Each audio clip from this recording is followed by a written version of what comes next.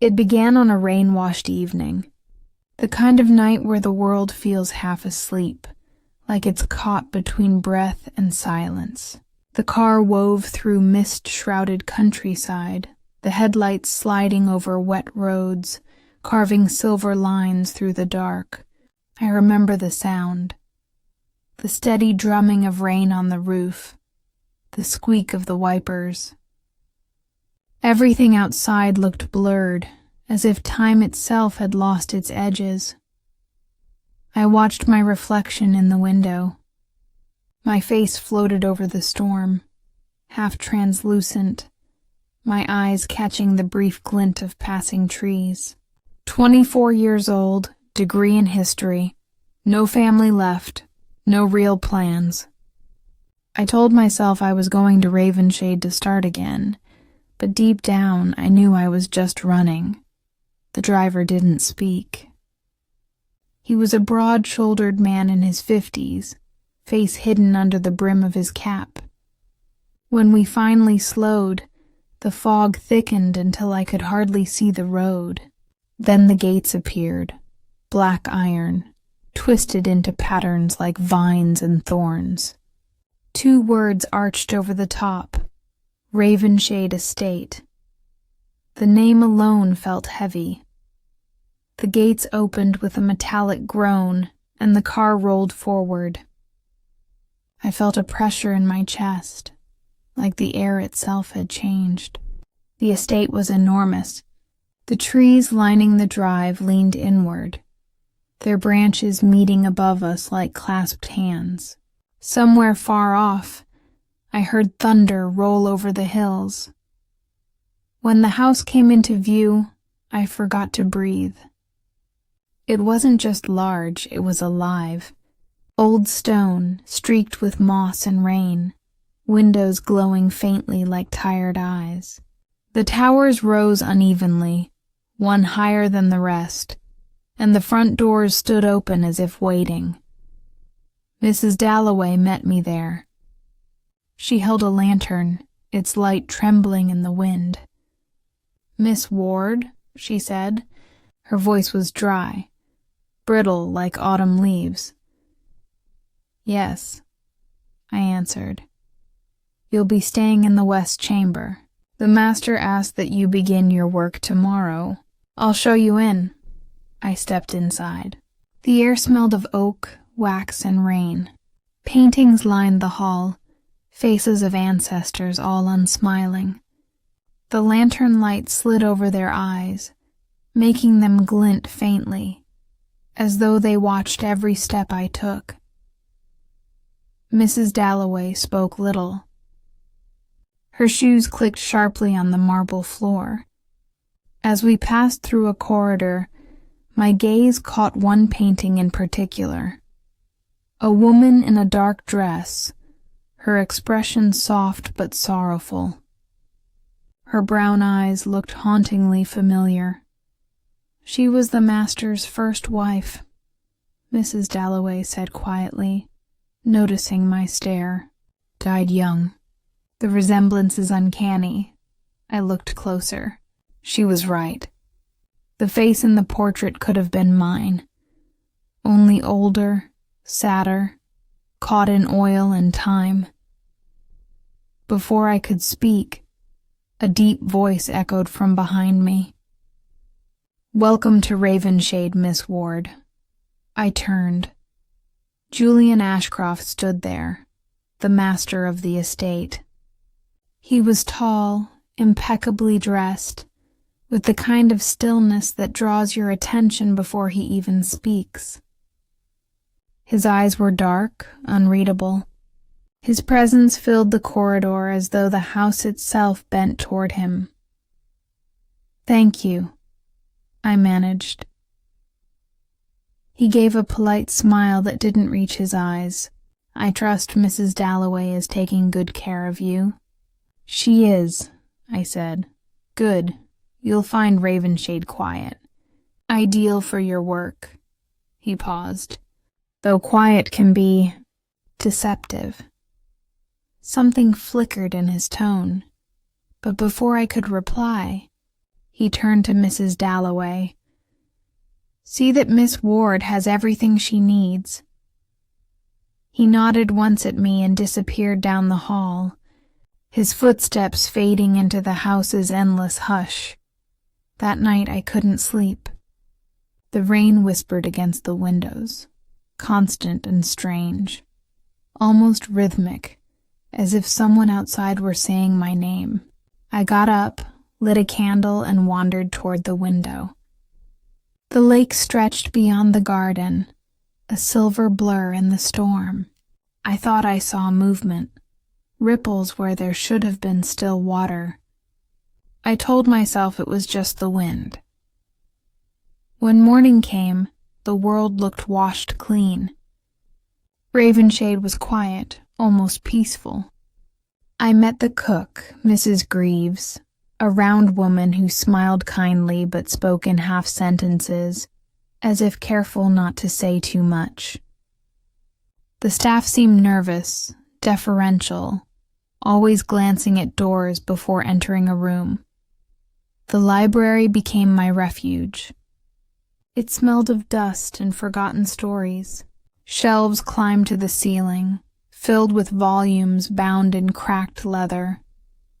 My job was to organize letters and journals belonging to the Ashcroft family, spanning more than a century. The task should have been comforting, methodical work, something to keep my mind busy. But even surrounded by books, I couldn't shake the feeling that the house was listening. One afternoon, I came across a stack of boxes labeled Private Correspondence, M.A. Inside, bundles of letters tied with faded silk. The handwriting was elegant, feminine. They were signed Margaret Ashcroft. The letters began innocently enough, charming notes about dinner parties, travel, the weather. But as I read further, they grew heavier. She wrote of loneliness, of cold nights when the house felt like it was breathing. One letter trembled with desperation. "He's watching me again. I don't know what he suspects. The walls listen. I must be careful." I hesitated, fingers trembling. The last letter ended abruptly, he knows. "I can't stay another night." My pulse thundered in my ears. I set the letters aside and turned, startled. Julian stood at the doorway. "You've been reading the private archives," he said, voice low. I'm sorry," I stammered. "I didn't realize—" He walked closer, stopping just beyond the reach of light. "I'm not angry," he said softly. "Just careful. Words in this house tend to outlive their owners." I didn't know what to say. He looked at me, eyes unreadable. "Margaret loved to write, you know. She could never stop putting her thoughts to paper. Perhaps that's why I hired you, to understand her, to understand what she left behind." There was something in his gaze that both unsettled and drew me in. Then, as if sensing his own slip, he turned abruptly and left. That evening, the silence in my room pressed against my thoughts. I reread Margaret's letters until the words blurred. The more I read, the more I felt her presence, not as memory, but as warning. Days blurred into weeks. Julian appeared often now. Sometimes he'd linger by the fireplace as I worked, asking about my progress. Other times he'd simply watch. His manner was polite, but I began to sense something unspoken beneath his calm. Grief, maybe, or guilt. Once he said, "You remind me of her." It's strange, isn't it? How the past refuses to die. I tried to laugh. Maybe it just hides until someone opens the wrong box. He smiled faintly. Perhaps. The conversations grew longer. We began to share wine in the evenings, speaking of books, philosophy, even loneliness. He listened in a way that made the air heavier. When he looked at me, it felt as though he saw straight through the surface of things, straight into what I tried to keep buried. I knew it was wrong to feel drawn to him. He was my employer. He was grieving, but Ravenshade had a way of making wrong things feel inevitable.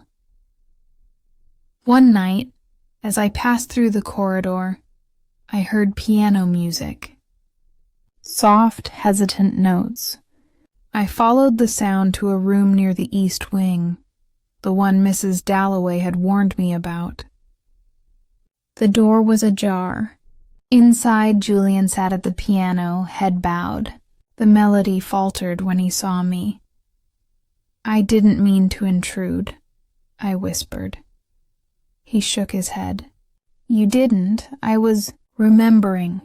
He played again, a fragment of a haunting tune. "She used to play this," he said. "Margaret." She said it sounded like rain. I stood beside him, the candlelight flickering between us. "It's beautiful." "Everything beautiful has a shadow," he murmured. The silence between us stretched, fragile. I could smell the faint scent of his cologne mixed with dust and rain.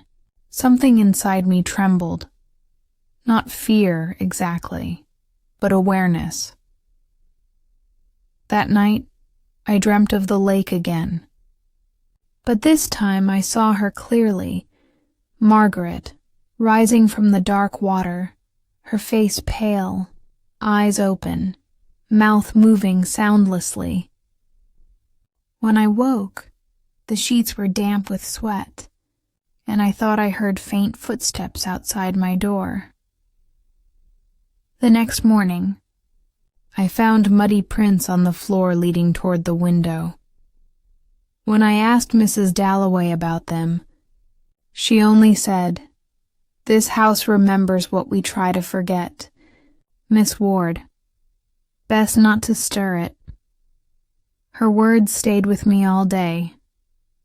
By evening, I felt restless. I wandered through the garden paths until I reached the lake.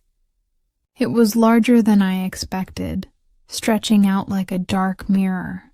The water was calm, but there was a heaviness to it, as though it hid something beneath.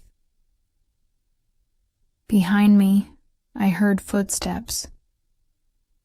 Julian stood a few feet away, his coat catching the wind. "You shouldn't be here," he said. "Why not?" He looked at the water, then back at me. "Because it remembers too much." His eyes were tired, almost haunted.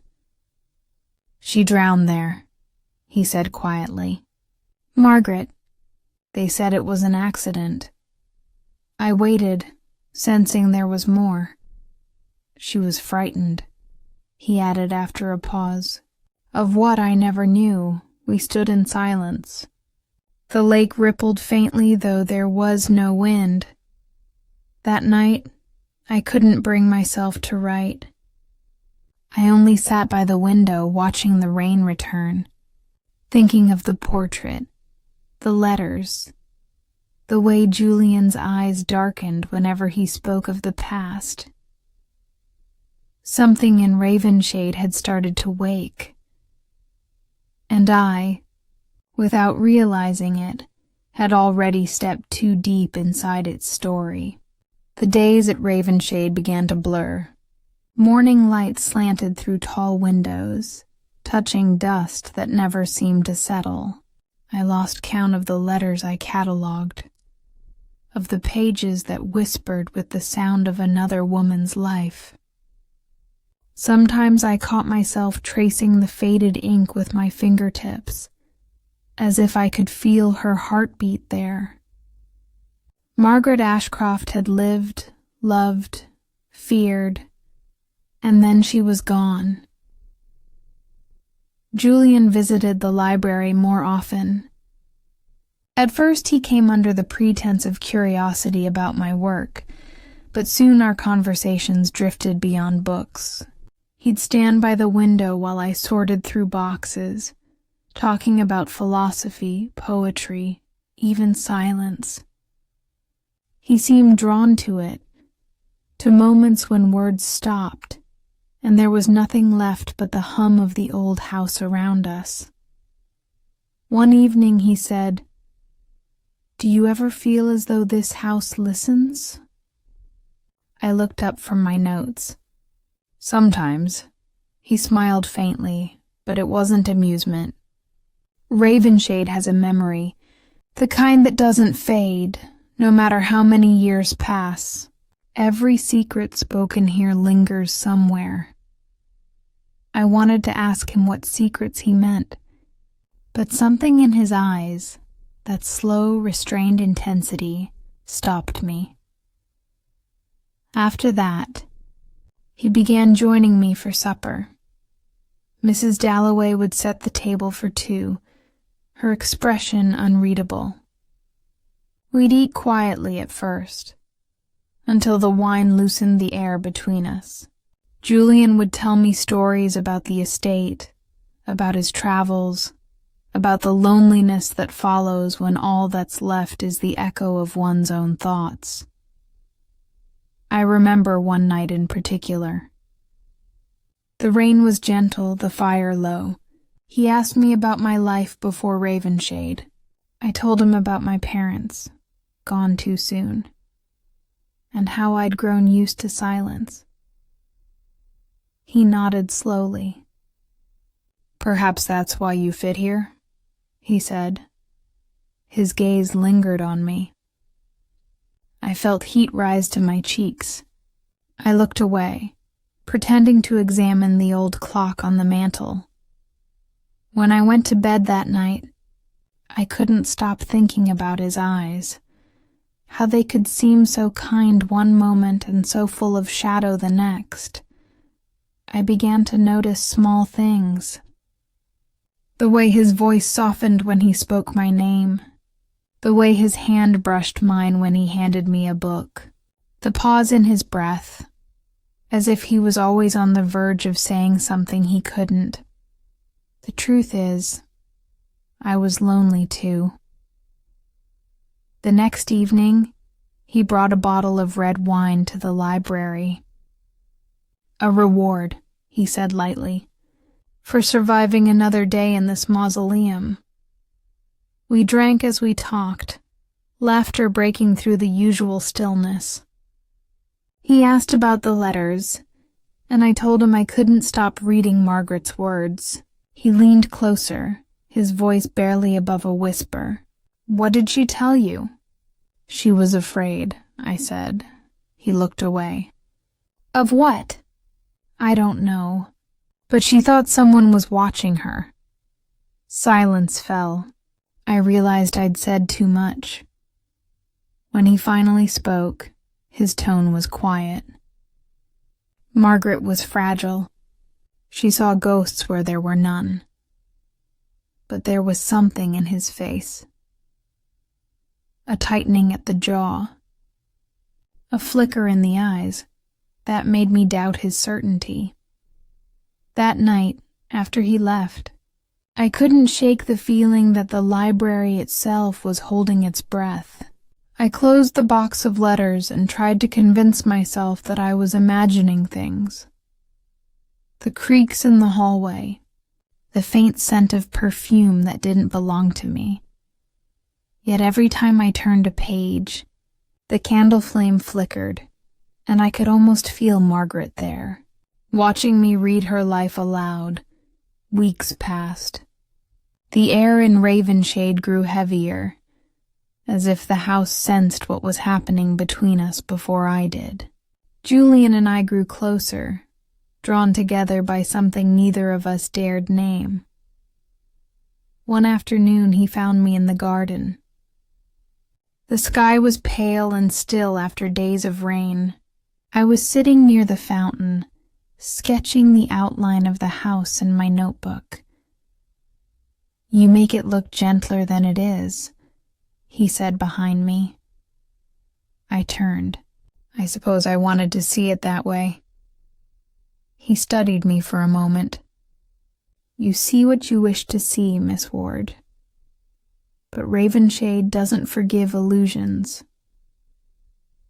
When he said it, his voice was almost tender, like a warning wrapped in affection.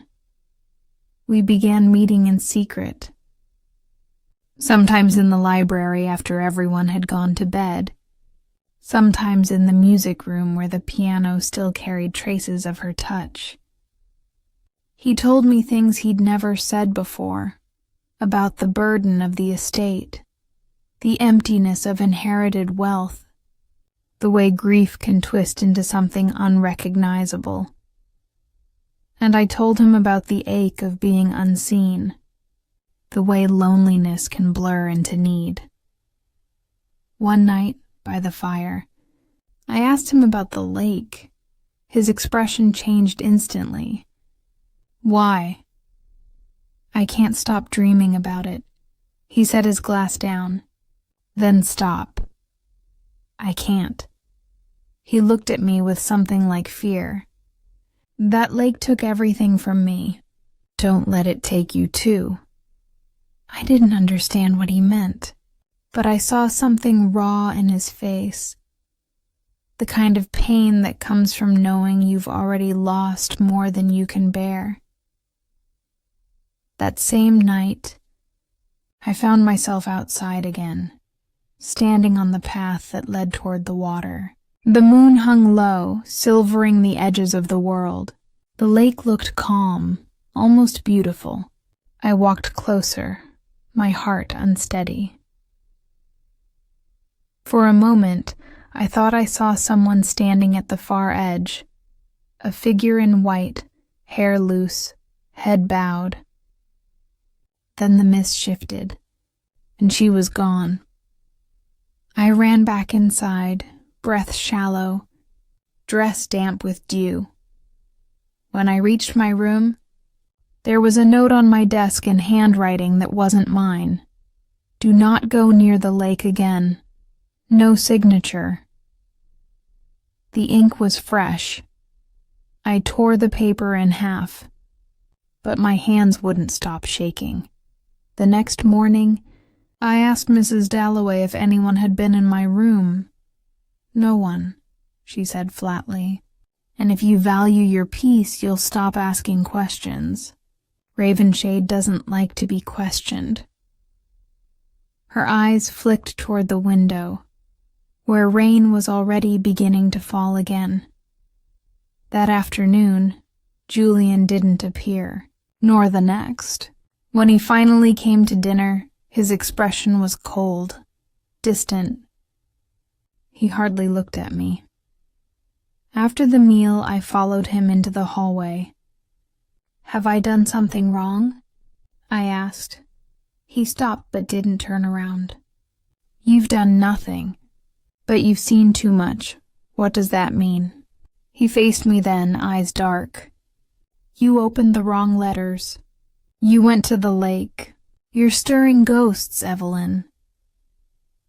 I'm not afraid of ghosts, I said. He stepped closer. You should be. His words cut through me. Later that night, I sat by the window and wrote in this diary, trying to untangle what was happening. I told myself I would leave, that I'd find another job, another life.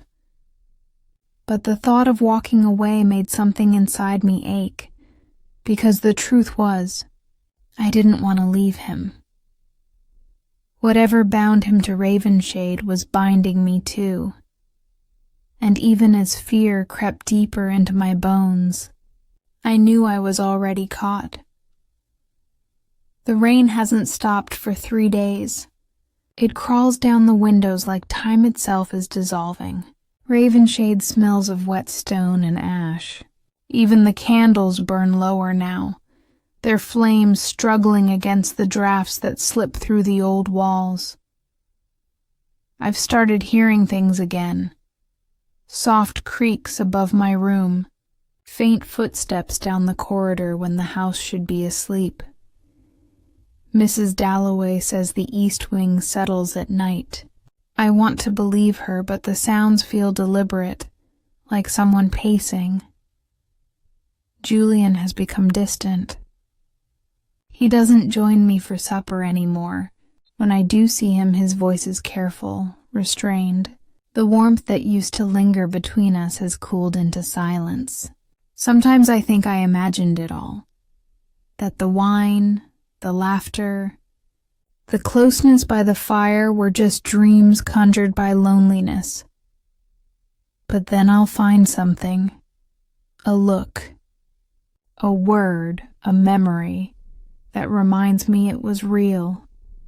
Today, I found another box in the library, tucked behind a row of ledgers. It wasn't labeled. Inside were fragments, a dried rose, a broken clasp, a few letters too water-damaged to read. And beneath them, a small leather-bound journal. The initials on the cover were M.A. Margaret Ashcroft. I hesitated before opening it. The pages were brittle, edges darkened by time. Her handwriting slanted elegantly, though the ink had bled in places. June 2nd. He's been watching me again. He says I'm ill, that I'm imagining things, but I know what I saw by the lake. Someone was there. The next page was smeared, almost unreadable. Then another. June 4th. The housekeeper told me to avoid the east wing. Why, I wonder when that's where the noises come from. I think there's something behind the locked door at the end of the corridor. I hear whispers there at night, and then the final entry, June 7th. I can't stay. He knows. The ink trailed off into a dark stain, like a drop of water, or a tear. I read those lines until the words felt carved into me. What had she seen? Who was he? That evening I went to Julian's study. He looked up when I entered, surprise flickering across his face. "Evelyn," he said, voice guarded. "I found her journal," I told him. He stood too quickly. "You shouldn't have. I had to." "She was terrified, Julian. She wrote that you were watching her." He turned away. "She was unwell." Then why were there locks on the east wing doors? Why did she think someone was following her? His silence felt heavier than any lie. Finally he said, "Margaret was fragile. The lake took hold of her. She thought she heard voices there." "Voices?" "Echoes," he said, "of herself." The way he said it made my skin crawl. When I left his study, I felt the walls of Ravenshade closing in. The corridors seemed narrower, the air colder. That night I dreamed of the east wing. I walked its dark hall, the wallpaper peeling, the floor creaking beneath my bare feet. I came to a locked door. Something scratched from the other side. I reached for the handle and woke gasping. In the gray light of morning, I found myself standing at that very door. I don't remember leaving my room. The keyhole was rusty, but I could feel a faint draft through it, as if the room beyond was breathing. I pressed my ear to the wood. Nothing, just the soft pulse of the house. Still, I knew I wasn't alone. Later that day, Clara arrived, Julian's sister. Her presence changed everything. She was striking, tall, graceful, with eyes that saw too much. From the moment she greeted me, I felt she knew things I didn't. Over tea, She said lightly. My brother tells me you're doing fine work. But you seem tired, Miss Ward. Ravenshade can be overwhelming. It's peaceful, mostly, I said. She smiled. Peaceful? That's not the word I'd use. Her tone was playful, but her gaze wasn't. When Julian entered, she looked at him in a way that said more than words could. There was tension, something sharp and unspoken between them. After dinner, Clara found me in the corridor. You remind him of her, she said quietly. Of Margaret? Yes, and that's not a good thing. Why? Her expression softened, almost pitying. Because he's still trying to fix what he broke. Before I could ask what she meant, she walked away, her footsteps echoing like fading warnings. That night, I couldn't sleep. I lit a candle and opened the window. The rain had stopped, but mist clung to the ground. I could see the lake shimmering faintly in the distance. For a moment I thought I saw movement near the water again, a woman in white, her reflection rippling. I blinked, and she was gone. The next morning, I decided to go there. I told myself it was to prove there was nothing to fear, but I think part of me hoped to find something, to understand. The path was slippery, overgrown with weeds. When I reached the shore, I saw the old boathouse leaning at the edge, half rotted. I stepped inside. Dust and decay, the smell of damp wood. A single lantern hung from a beam, swaying gently. Something caught my eye, a shape beneath the boards. I knelt, pried one loose, and found a small tin box. Inside there was a locket, still glinting through the dirt. I opened it. Inside, 2 portraits, Margaret and Julian. Her picture had been scratched across the eyes. I dropped it. Behind me a voice said, "You shouldn't be here." I turned. Julian stood in the doorway, his expression unreadable. "How long have you been following me?" I asked. "I told you to stay away from the lake. You knew this was here." He stepped closer. "That was hers. You have no right to dig up what's dead." "Maybe it's not dead," I whispered. He closed his eyes, exhaling like a man holding back a storm. "You don't understand, Evelyn. Margaret destroyed herself with suspicion. Don't let her destroy you too." He left before I could answer. I returned to the house, trembling. In my room I found something waiting on the desk. The same locket, clean, polished. The one I'd dropped at the lake. I stared at it for a long time, afraid to touch it. Then I opened it again. This time, my picture was inside. I think that was the moment I truly began to fear him. That night, I locked my door. But I didn't sleep. The candle burned low, flickering with every breath of wind. Around midnight I heard it, the piano, soft, sorrowful notes drifting through the walls. I followed the sound through the darkened halls, heart pounding. The music came from the east wing. The door that had always been locked was open now. I stepped inside. The air was cold. The piano sat in the center of the room, covered in dust except where fingers had recently touched the keys. And there, on the bench, lay a single glove, white, delicate, old. I reached for it, and the door slammed shut behind me.